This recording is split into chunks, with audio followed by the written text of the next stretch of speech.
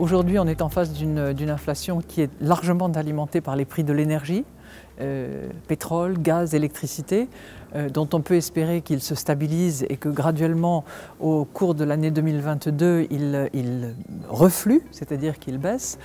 On a aussi des phénomènes tout simplement d'engorgement. On souhaite beaucoup acheter un certain nombre de produits qui aujourd'hui soit en cours de production, soit n'ont pas les pièces détachées nécessaires, parce qu'il y a beaucoup d'engorgement dans la chaîne de fabrication et dans les chaînes d'approvisionnement. Ça aussi, ça va se résorber.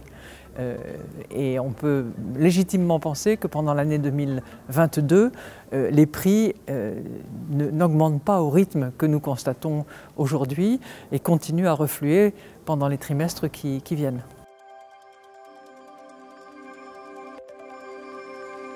Il y a plusieurs pays dans la zone euro où les espèces ne sont quasiment plus utilisées. Donc il me paraît de notre devoir comme garant des monnaies qui sont l'expression de la souveraineté, de proposer à nos concitoyens une monnaie dans un format qui leur convienne.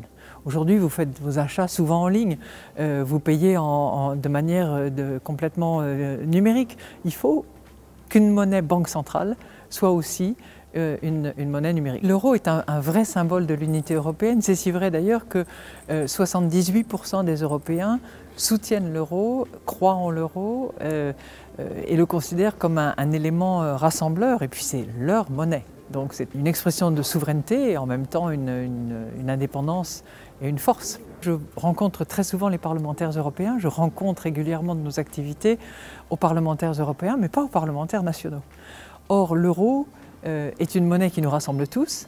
La stabilité des prix, nous y sommes tous attachés et la Banque centrale européenne œuvre pour le bénéfice de tous les citoyens dans chacun des États membres de la zone euro. Donc c'est une occasion tout à fait unique de les rencontrer et de transmettre un message que je souhaite positif en ce qui concerne l'euro, ce qui nous rassemble, ce qui nous rend plus forts et la manière dont la Banque centrale européenne défend cette unité et cette force.